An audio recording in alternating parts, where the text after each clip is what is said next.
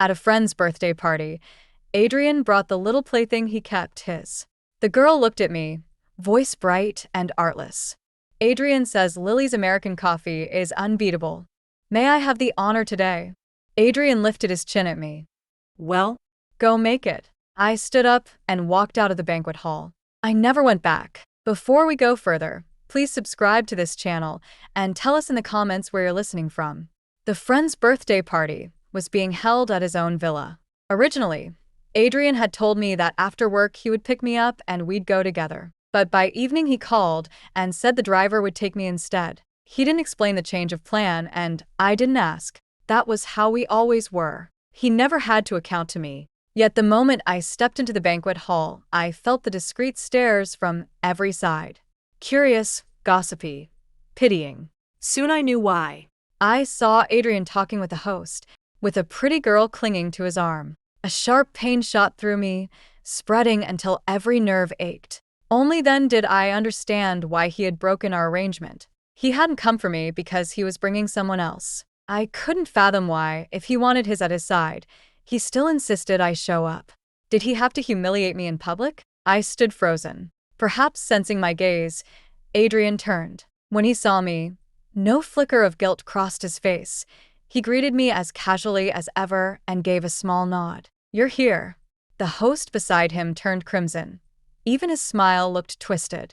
Mrs. Sterling, come in, sit anywhere, make yourself at home. The girl glued to Adrien batted her eyes at me, as if a light bulb had clicked on. She was truly lovely, young, fresh, her every word bubbling with innocence. Adrien says Lily's American coffee is unbeatable. May I have the honor today? My heart clenched, nails bit into my palm. Adrien, expressionless, asked the host, You have a machine? The host's breathing quickened. He darted a glance at me, wiped sweat from his temple, and forced out, Yes, in the butler's pantry off to the side. Adrien flicked his chin at me again. Well, go make it. In an instant the noisy hall fell deathly quiet. Everyone stared from the corners of their eyes. Swallowing the humiliation, I looked straight at Adrien. His own eyes laughed back. I paused, then turned toward the side corridor. Make it quick, Adrien added. I said nothing and didn't slow my stride. I did not go to the pantry to brew coffee. I'd visited this villa once with Adrien. I knew the layout. I walked through the pantry, opened the back door, and stepped into the back garden. Following a winding path, I slipped out the garden gate. The driver who had dropped me off was already gone. I ordered a rideshare. When the driver accepted, he called me. He said he'd been inside Willowbrook before. Outside cars weren't allowed past the gate, so could I meet him at the main entrance? I said yes. The enclave was enormous. In stilettos, my feet ached after only minutes. I kicked off the shoes, carried them, and walked barefoot. Small stones bit my soles with every step, but the pain felt light, liberating. I even broke into a run. The scenery slid past like fragments of memory falling away. I could almost feel the shackles loosening, feel myself growing lighter. By the time I reached the gate, I was barefoot, hair disheveled, a wreck. Yet when I spotted the waiting headlights, I smiled. Their glare was blinding, yet it scattered the storm clouds that had ringed me for years. In the thick night, I suddenly saw everything clearly. I'd barely walked into our house when Adrien rang. You've been at one cup of coffee for how long? I never agreed to make it. I answered calmly. And I'm home. Adrien laughed in anger. Lily, growing a backbone? I hung up. Back in the bedroom, I began to pack. The Sterling mansion had dozens of rooms, but the space that was mine amounted to half a bed and one wardrobe. Apart from the ball gowns Adrien had picked out for functions, my own clothes were few. In little over an hour, 2 suitcases, one large, one small, held everything. That night, Adrien didn't return or call again. The next morning was Sunday, the day I'm allowed to see Theo. I waited in the downstairs sitting room. 9 o'clock came and went. Margaret still hadn't brought him. I rang the main house. The housekeeper hemmed and hawed. Mr. Sterling came early and said he was taking Young to the amusement park. I hung up with a bitter smile. Adrien was punishing me for last night's rebellion. He always knew which nerve to pinch. Theo, delivered by emergency C-section, was the center of my world. I was permitted only 1 day a week, and I cherished it. The smallest defiance from me, though, and Adrien withheld the child until I apologized. I drew a long breath, braced myself, and called Adrien. He rejected the call after 2 rings. When I tried again, his phone was off. On a desperate whim, I dialed Theo's smartwatch. It connected. "Hi, Mommy." The small voice lit my heart. "Sweetheart, when are you coming home?" "Mommy's at Grandma's house waiting." "No." "I'm riding the carousel," he refused flatly. Softly, I coaxed. "But we haven't seen each other in a week. Don't you miss me?" "Nope," came without a pause. "That's okay, play first. Mommy will wait." "Not going home. Daddy says we're sleeping in a camping tent tonight to watch fireflies." He hung up in excitement. I sighed, picked up my suitcases, and left. I had hoped to hold Theo once before I walked away, yet it seemed the boy wanted nothing to do with me. Perhaps a thin thread truly binds mother and son in our case. Now nothing and no one at the Sterling estate held me back. Good. I could leave without a glance behind. To outsiders, I am Adrien's lawfully wedded wife. We had a grand wedding, but only the Sterlings and I know that Dylan, we never signed a marriage certificate. When Eleanor lay gravely ill, she worried about the granddaughter still in college. She used the old favor her late husband had earned from the Sterling patriarch and demanded the eldest grandson marry me. Fearing scandal, old Mr. Sterling agreed. To prevent them from reneging, Eleanor insisted the wedding be held the moment I graduated. I told her I could manage alone, but she feared dying and leaving me utterly without family. She clung to the idea of marrying me into the Sterlings. Nothing I said could dissuade her. "Lily, unless I see you settled, I can't close my eyes in peace." I yielded. The Sterlings, of course, looked down on me. Before the ceremony, Adrien's mother, my future Margaret, summoned me privately. She set one condition. Only after I gave birth to a son would she hand over the marriage certificate. I thought it over and agreed. At the time, I saw the union as mere paperwork for Eleanor's sake. Skipping the certificate even seemed simpler. "Best not mention this to your grandmother. She's too fragile for shocks," Margaret warned.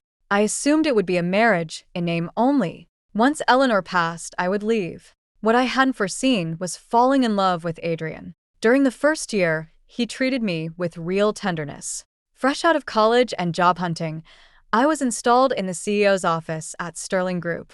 Each morning he drove me to work. Each evening he waited so we could leave together, hand in hand. The staff joked I must have saved the galaxy in a past life to marry Prince Charming himself. Eleanor's hospital arrangements were handled by Adrien down to the smallest detail. Once, when she was rushed to the ICU, he stayed up all night with me, studying my panic. Add to that his razor-sharp command in the boardroom. People admire power, and daily proximity to such excellence became its own enchantment. The moment the test stick showed 2 lines, I was ecstatic. I ran to Adrien with the news. The joy on his face was unmistakable, but the next second he demanded that I quit my job and stay home to focus on the pregnancy. I had always been gentle, useless at arguing or pushing back. Add to that the admiration I felt for him, and I agreed, without thinking. "By the way, Adrien, when are we going to collect our marriage certificate?" "The baby will need a birth certificate," I asked, looking up at him. He stared at me for several seconds, expressionless. After a long pause, he said flatly, "We'll see." Watching him walk away, a wave of dread washed over me. Something felt off, but I couldn't name it. My instincts are rarely wrong. Throughout the pregnancy, Adrien grew colder and colder. In the final trimester, he often stayed out all night. When I went into labor, I struggled for an entire night in the hospital. He showed up only at dawn, moments before Theo arrived. The day I finished my confinement, Eleanor died. I always felt she'd clung to life until she saw the baby born, certain my future was secured, before she let go. I was inconsolable. The difficult delivery had drained me. I was weak and broken. Margaret seized on my condition, plucking the baby from my arms with the excuse that I was too frail to care for him. I wept and begged Adrien to bring our son back. He only replied coldly that I should Morgan first. At the time my heart was ashes. I thought about leaving, but I couldn't abandon the child. He was the life I had nearly died to bring into the world. Sundays became the one day I lived for, the day I could see him. Looking at his soft little face and watery eyes gave me a happiness big enough to drown every dark thought. For his sake, I again asked Adrien for a marriage certificate. He looked down at me with contempt and sneered, "So much for your pride. You're exactly like your social climbing Eleanor." I clenched my fists, shaking with anger. "What are you implying? I, Adrien, have never let anyone force my hand. When your Eleanor trapped me into repaying a debt with marriage, I swore you'd all regret it." I stared at him in despair. So everything before was a lie. All those tender gestures, those affectionate glances, were they fake? Adrien curled his lips. "What do you think?" After I walked out of the Sterling estate, I didn't know where to go. I had no family left in this world.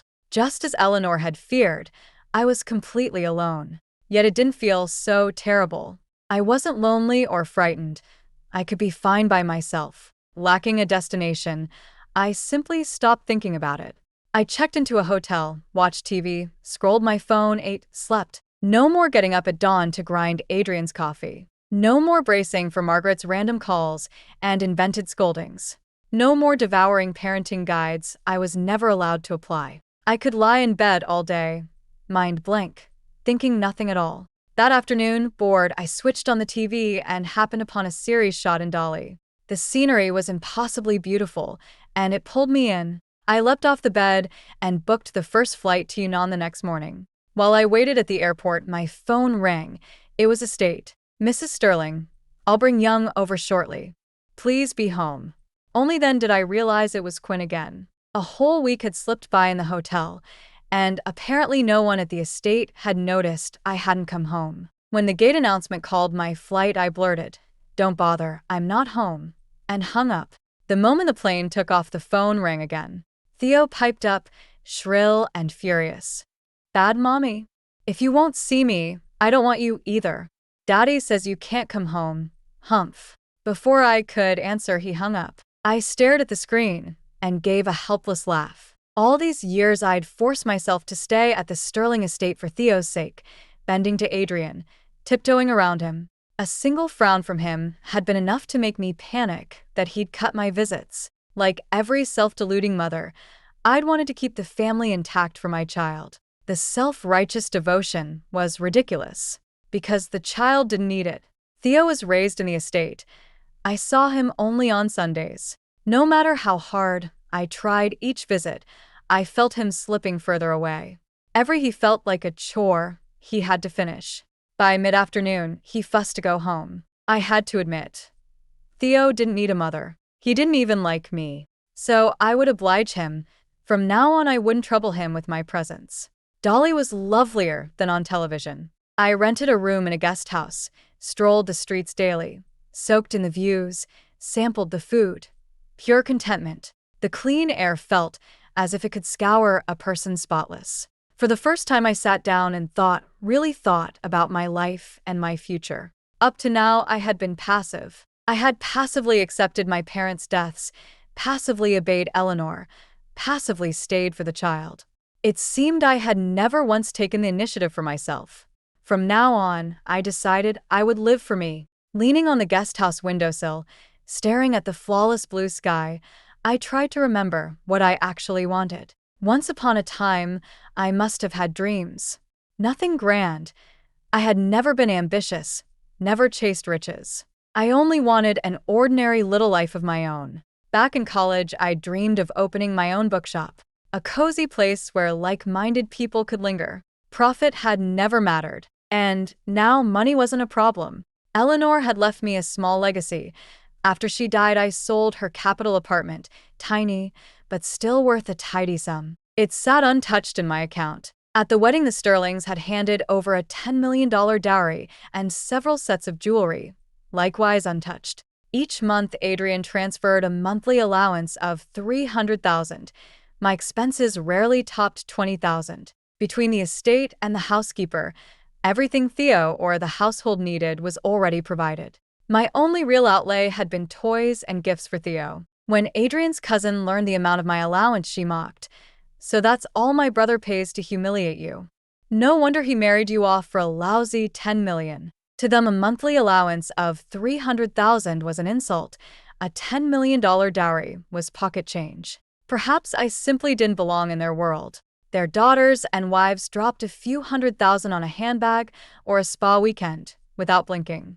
Wedding gifts involved office towers, shops, real estate, shares. Next to those, 10 million did look paltry. My habit struck them as laughably provincial. I didn't care. I'd stayed only for the child, not to join their club. What I had might be small change to them, but with my wants it could last a lifetime. I finally had the courage to fulfill my wish, my own bookshop. Before leaving Dolly, I rang Adrien. He picked up on the final ring, just before voicemail. Ready to admit you were wrong? Before I could speak, he went on. You've gone too far this time. As punishment, no visits with Theo for 3 months. Adrien, I cut in, we never actually collected our marriage certificate. He gave a soft laugh, clearly in a good mood. Still desperate for that piece of paper? Not impossible, but not now. You misbehaved, so I'm not considering it. Bella is still upset. Come back and apologize, maybe I was still wondering who Bella was. Oh, right, the girl I'd been ordered to make coffee for. Adrien's his. Are you listening? He snapped when I stayed silent. I spoke quietly.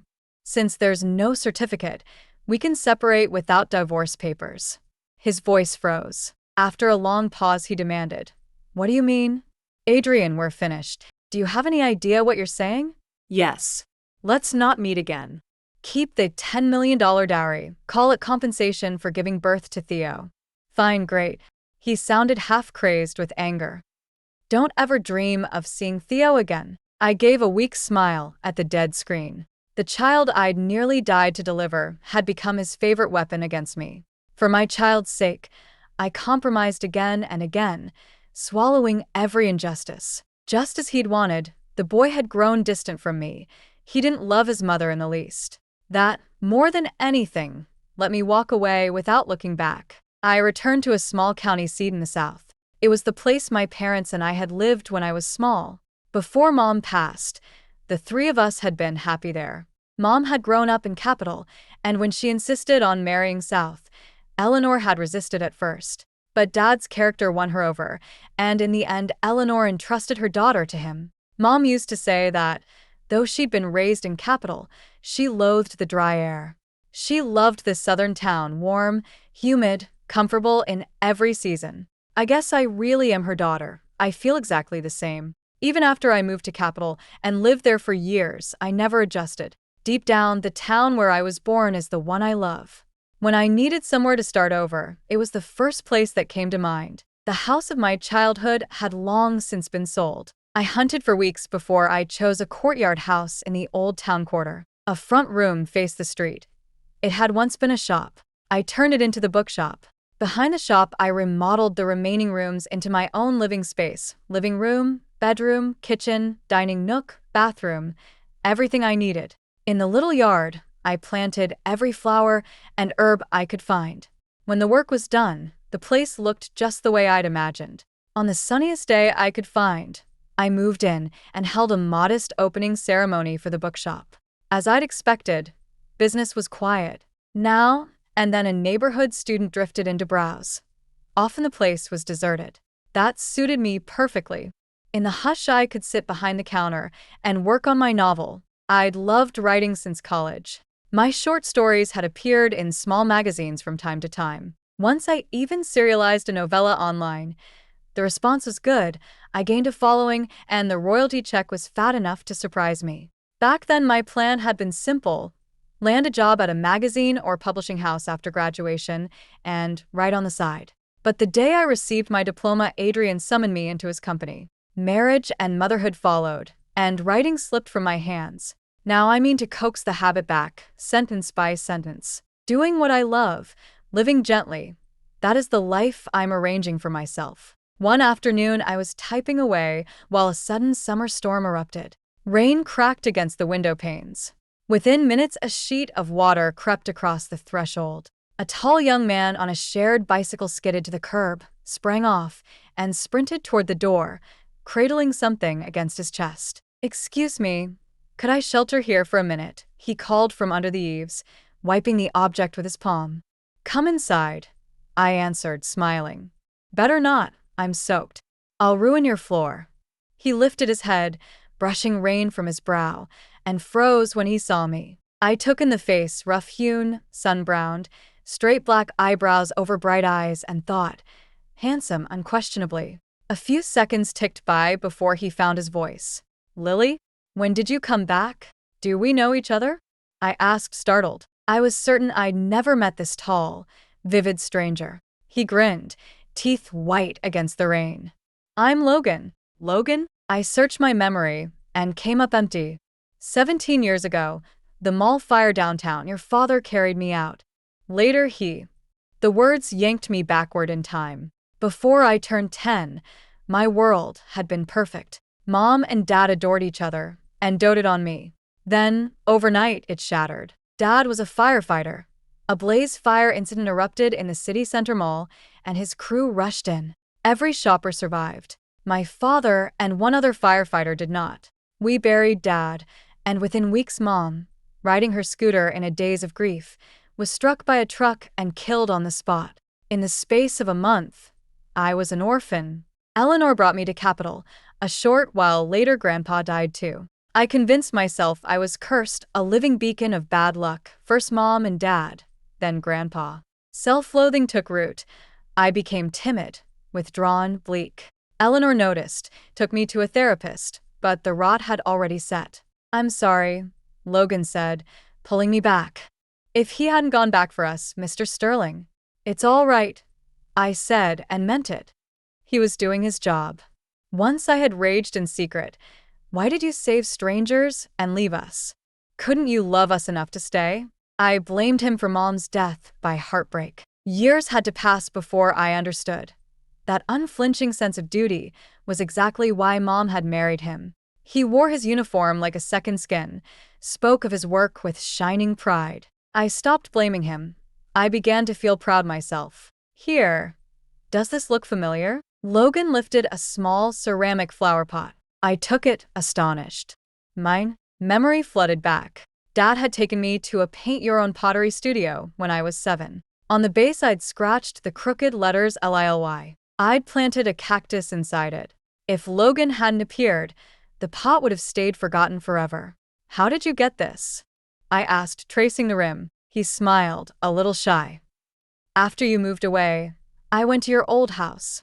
The story spilled out. Once he'd regained consciousness in the hospital, he'd begged his parents to track down the firefighter who'd saved him. They arrived at the station with a commendation banner only to learn the man had died minutes after the rescue. When they heard that the firefighter's widow had died soon after, leaving a 10-year-old girl, they decided to adopt her. They painted a bedroom pink and buttery yellow, ready for the little sister Logan had always wanted. But Eleanor had whisked me away before they could find me. Heartbroken, Logan had bicycled to my empty house and cried on the stoop. Beside the door, he spotted the neglected pot with its spiny occupant and the name on the bottom.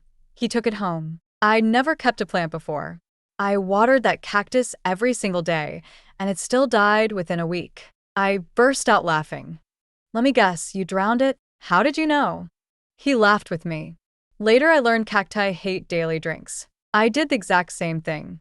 Mine lived 51 days, my personal record. 51 days? Impressive. We were both still laughing when I asked, "Why cart it around today?" He tilted the pot. A hairline crack on the base had been mended with gold lacquer. "My cat knocked it off the shelf. I finally found a restorer." "It's only a chipped flower pot," I teased. "Let it go." He cradled it gently.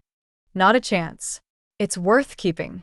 After that, Logan became a fixture. He hurried to the bookshop straight from the station, fussed over customers, swept the floor, restocked shelves. He'd swing through the door calling, "Okay, novelist, your public is in my hands. Go right." When I learned he'd become a firefighter, I stared. After that day in the mall, it was the only thing I wanted. "I'm lucky. I got my wish." The pride in his voice reminded me of Dad. "Congratulations," I said, and felt the word glow inside me. After we grew close, Logan finally asked, cautiously, how I'd ended up back in my hometown. He scratched his head. Actually, I saw you once before, and I already knew you were married. I went to college in Capital. After graduation, I flew back for a classmate's wedding. I ran into you at the mall. I didn't know what you looked like. I just heard someone beside you call you Lily as we passed. That name was burned into me. I whipped around, and there you were. I wasn't sure at first, so I asked around on the sly and found out you were my benefactor's daughter. By then you were about to get married. Your wedding was huge. I sneaked in and watched. You were smiling so sweetly. Lily, what happened? Why did you come home alone to settle? His voice was gentle, as though one careless word might cut me, and the concern on his face was real. If you'd rather not talk about it, that's okay. I'm divorced. I kept my tone level. Technically, we broke up. We had a child, but we never filed the marriage certificate. For years, I'd swallowed every feeling alone, burying every secret. I thought I'd forgotten how to share. Yet in front of someone who truly cared, I couldn't stop talking. I told the whole story, slowly, from beginning to end. My voice stayed calm. I even managed to laugh at myself. But Logan cried.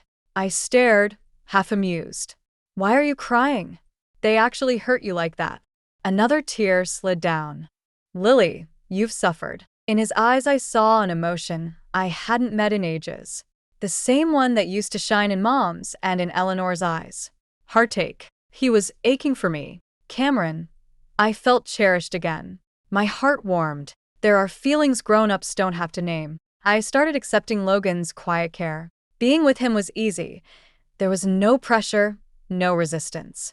He studied the smallest things and guessed my habits better than I knew them myself. Once we went to a night market for grilled skewers. I never touched the squid, so he learned I don't eat it. After that, whenever we dined out, he never ordered anything with squid. When I asked for 30% sugar in my bubble tea once, he memorized it. Every cup he brought me after was 30% sweet. He looked rough, but inside, he was silk. Like a mug of warm water that soaks in so quietly you don't notice you're already soft and steeped. Time breeds reliance. One evening, when Logan should have been off shift, he didn't show at the bookshop. An hour passed, then another. Uneasy, I dropped my pride and dialed. No answer. Panic flickered. I scrolled the local breaking news feed. Blaze fire incident at a West Side factory. I hailed a cab and raced over. By the time I arrived, the flames were out. I scanned the soot-streaked firefighters walking out. No Logan. My heart hammered. My hands shook. 17 years ago, I'd watched Dad walk away forever. I shook my head, whispering, "No, not again." Then a familiar figure stepped in front of me. "Lily, what are you doing here?" Every emotion burst its dam. I threw myself against his coat, sobbing. "You scared me to death." "Logan, I thought something happened, Wah." "Hey, easy, I'm right here, safe and sound." He stroked my back while he spoke. When the tears slowed, he lifted my face, forcing me to meet his eyes. "From the way you just looked, can I guess that you care a lot?" I didn't hesitate. "Yes. I care so much it hurts when you're late." "Lily, let's be together." His eyes glittered like city lights on water. Okay. After that roller coaster, I knew nothing mattered more than this moment. I refused to overthink. For once, I let my heart drive. 3 months later, we picked up our marriage certificate. Outside the courthouse, Logan hugged me so hard my feet left the ground. "Lily, don't be afraid. From now on you have a home. I'm your family, I'll never leave." Tears slipped free. He had always understood. The dread, the craving for belonging, the jagged peace I thought I'd lost. Back home, he cooked dinner, steak and red wine. "Fancy," I teased. "Hello. Marriage license day deserves champagne-level food." He sat across from me. "Mom's still traveling, but I called. They're thrilled and already planning the wedding. No way they'll let you feel shortchanged. These last 2 years I saved, plus a boost from Mom, and I bought a little place. The one I showed you, small, but paid off, no mortgage hanging over us. I want to start renovations this month. Whatever style you like, just say." I laughed. "Let's eat first. We can blueprint later." "Nope." He turned mock serious. "As of today, we're legal. Full disclosure time." He pulled a card from his pocket and pressed it into my hand. My paycheck debit card. I shook my head fast. Keep it. How will you buy gas or coffee? You give me an allowance. I like being managed by you. While we tussled over the plastic, the doorbell rang. I bounced up and opened it, then froze. Mommy. Theo wrapped his arms around my legs, face tilted up. I stroked his hair. What are you two doing here? Adrien stepped past me without answering. Spotting Logan at the table, his face darkened. Who's he? Before I could speak, he swept his gaze around the room. You left me to live in this shoebox. I looked around. What was wrong with it? Bright, cozy, plenty of space. Compared to the Sterling estate, sure, it wasn't a manor, but it felt like home. It's perfect. Better than the Sterling estate, I said flatly. Save the bravado, Adrien sneered. With me you had housekeepers waiting on you, every luxury. Now you're pretending this hovel suits you? I humiliated you for another woman. You sulked, fair enough. I've dealt with Bella and come personally. Don't push your luck. This is your last chance. I know you always wanted a legal marriage. No, thanks. I cut him off, done with his arrogance. I'm not going anywhere. This is my home. And I'm already married. Don't come back. Adrien's mask cracked, his pupils dilated. What did you say? Logan walked over and took my hand, calm as still water. Sir, today is our wedding day. I'll overlook your nonsense, but leave our house now. A flicker of confusion crossed Adrien's face. What wedding day? We filed our license this morning. We're husband and wife. Go back to Capital. Adrien, I'm never returning. He stood dumb a moment. This joke isn't funny. It's no joke. I'm married. Theo suddenly lunged and hugged my knees, eyes brimming. Mommy, don't you want me anymore? I knelt, keeping my voice soft. Theo, Mommy still loves you even if I don't live with you. We can video call whenever you like, and you can visit during vacations. We'd never been close. He'd even hurled hurtful words once. But I couldn't blame him. Only 3, raised by Margaret, seeing me once a week. How could we bond? Perhaps we simply had shallow mother-son fate. He nodded, not quite understanding. The day before my wedding to Logan, Adrien showed up again. He waited outside the bookshop, face storm-dark. We need to talk. Logan rose from the counter. I'll take a walk, you two talk. When Logan stepped outside, Adrien turned to me. Fine, you win. Divorce him, and we'll file tomorrow. Are you out of your mind? So, you married another man just to force me to come crawling back? Do you honestly think you're that irresistible? Adrien laughed softly. Then why pick that guy? He doesn't even come close to me. Lily, you love me. I can still see it in your eyes. I looked quietly at the man so sure of himself, and after a long moment, I suddenly smiled. He had known all along that I loved him, yet because he'd felt coerced into marriage, he'd nursed that resentment and tortured me for balance. Look into my eyes now. Do you still see love? He froze. Adrien, I admit I once loved you. Later, I realized you aren't worth loving. The only reason I stayed at the Sterling estate was for Theo. Otherwise, I'd have left long ago. Something in his gaze cracked, clear pain flashing through. Impossible. You're trying to punish me, right? I know I hurt you these past years. I'm sorry. Come back, and I'll make it up to you. I haven't been completely indifferent to you. I laughed out loud. You're such a coward, Adrien. Is admitting you like me that hard? Is liking someone like me so shameful? If you despise me, why humiliate yourself by staying? That's not what I meant. His voice carried urgency. Even if you admitted you loved me, I still wouldn't go. Because the person I love now isn't you. His head snapped up, eyes rimmed red. How could you like him? I don't believe it. True, in many ways he can't match you. But he's gentle, kind, patient, and he understands me. He has plenty of strengths. Most important, as my partner, he sees only me. Adrien fell silent again. Just when I thought he would leave, he spoke hoarsely. What if I could change? I could make you my whole world. Never look at another woman. I shook my head firmly. My feelings for you have been worn away these past years. Lily, think of Theo. Don't you want our child to have a complete family? When we get back, I'll bring Theo home. The three of us living together, all right? By the end, his voice trembled. I gave a soft laugh. So Theo could be brought back, after all. All these years, Adrien had known how desperately I missed Theo, how many times I'd begged to bring him home, and each time he'd cruelly refused. Now he said we could be a family. How ridiculous. I lifted my head, gaze steady.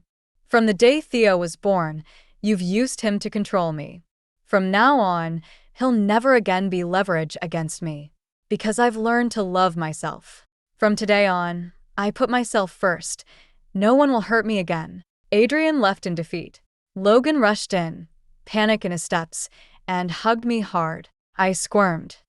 Your arms are squeezing me. He loosened them, but didn't let go. Sorry, Lily, I was terrified. Of what? That you'd leave with him. That you wouldn't want me anymore. I cradled his face and smiled.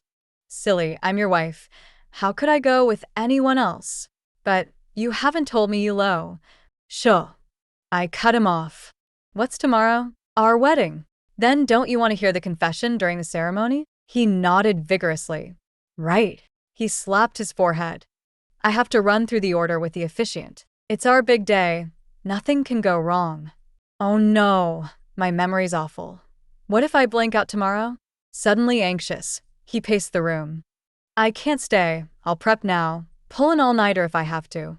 He dashed outside, then turned back, beaming. Lily, wait for me to come get you tomorrow. Adrien's point of view. I never imagined that a single cup of coffee would make Lily walk out of my life and never come back. At first I thought she was throwing a tantrum. She had always been docile around me. That night, she stormed out of the banquet, and I was furious. Riley Quinn, I took Theo out for the weekend. Punishment for her defiance. But she didn't return for an entire week. On the next Sunday, the day Theo comes home, she still refused to come back. I was truly angry. Before, whenever we argued, she was the one to give in. I wanted to see how long she could last this time. The phone rang, her name on the screen. I almost answered at once. But I refused to seem eager, waiting until the final ring. All I wanted was to ask where she was, how she was. Instead I said, realize your mistake yet? I even warned that as punishment, she couldn't see Theo for 3 months. Just talk. She'd been gone too long. I couldn't let her think running away was an option. She had to pay a price, so she wouldn't dare leave again. When she said, we never filed a marriage certificate, I smirked. So this drama was just to get that paper. It was bound to happen. I only stalled to toy with her. Maybe Lily had spoiled me. I was used to her yielding, to standing above her. I longed for her return, yet insisted she apologize to Bella. When I heard her cool voice say, let's break up, my head buzzed. I couldn't believe my ears. I kept telling myself she was speaking in anger. After all, Theo was with me. How could she bear to leave? I knew how much she adored our child. Fine, I thought, let her cool off. Once she tasted hardship, she'd remember the sterling perks. These years I'd kept her in luxury. She wouldn't survive rough living. But months passed without a word. She never even called Theo. Panic set in. I had investigators track her. When the assistant forwarded her address, I grabbed Theo and flew there. I didn't bother reading the rest of the report. Learning she'd married felt like a sledgehammer to the skull. I couldn't accept that she had wed someone else. Had she discarded me and Theo? The day before her wedding, I went to her for one last try. Yet she said she no longer loved me.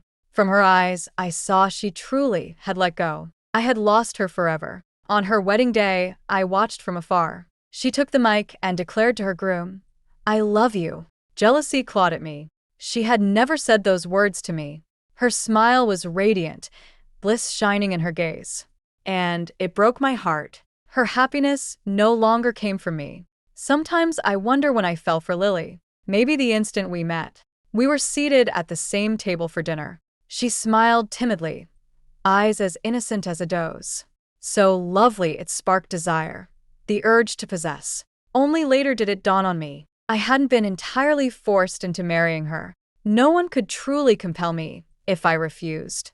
I said yes because deep down I already accepted her. But I couldn't see it then. I raged that my marriage was manipulated, turned into repayment of a debt. Lily, naive, never loved, was easy prey. After the wedding, I showered her with care, deliberately gentle. Sure enough, admiration and infatuation soon glowed in her eyes.